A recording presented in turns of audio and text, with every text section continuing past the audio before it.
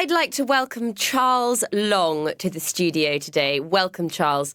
Now, Charles has just published an article in New Science Journal about memorization. It's all about how to make our memory function better. Charles, exam time is on its way and there'll be lots of teenagers tuning in today. Can you give us some advice about improving our ability to memorize? Hello. Yes, of course.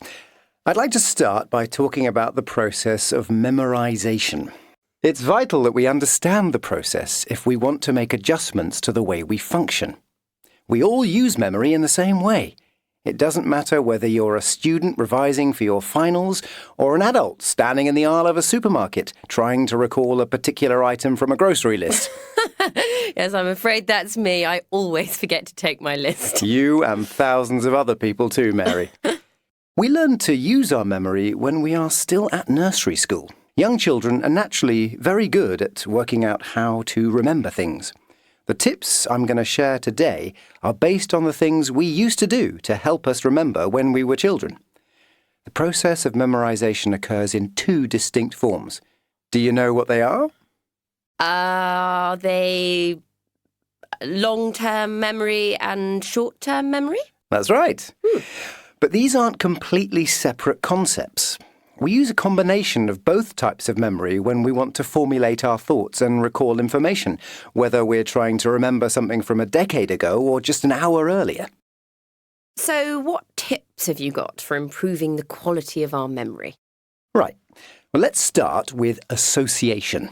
Association? Yes. We can use word association to remember an idea or a concept. This means choosing a word or phrase you associate with what you are trying to remember. The word needs to be something familiar that you come into contact with on a daily basis. So, for example, you can use the name of your pet dog to remember a scientific equation. Try it. Read the equation a few times and then say your dog's name again and again. Later, in your science exam, just recall the name and the whole equation should come back to you. It sounds too good to be true. What else, Charles? Visualization is another trick we can use. So, you have to visualize an image that is connected to the thing you need to remember. For example, if you want to remember the date that the Berlin Wall came down, you might visualize a picture of a wall with the date written on it in graffiti. The image of the wall becomes an important part of what you will remember. You can use several images in a row to remember things like information in a text or a list of ingredients for a recipe. Yes, that makes sense. Singing can help with memorization too. Singing? Yeah. So instead of reading a text aloud, you sing it. Singing is one of the most effective and earliest memory tricks that are used for learning new concepts. I used to sing lists of historical facts and dates. It works. And did you have to sing aloud in your history exams? Not aloud, but I did used to sing in my head, and I always got good marks for history. Well, have you got any more tips for us, Charles? Yes, I've saved the best one till last. It's particularly relevant for any students who have tuned in. Teach it. Teach it? Teach what? Teach whatever it is that you want to remember. So, if you're studying for an English exam, teach the concepts to someone else. It can be a real person, a friend in a study group is ideal, or it can be a pretend person. You can just imagine someone is listening to you as you teach.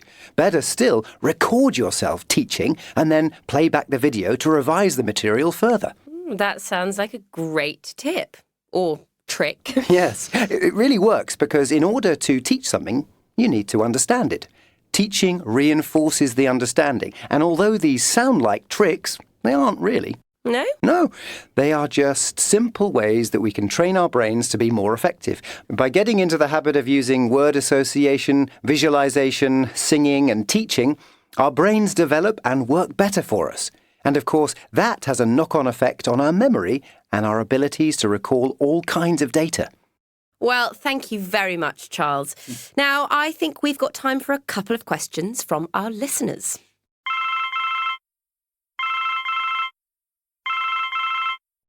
This recording was brought to you by the British Council. To find others like it, visit www.britishcouncil.org/Learn English Teens.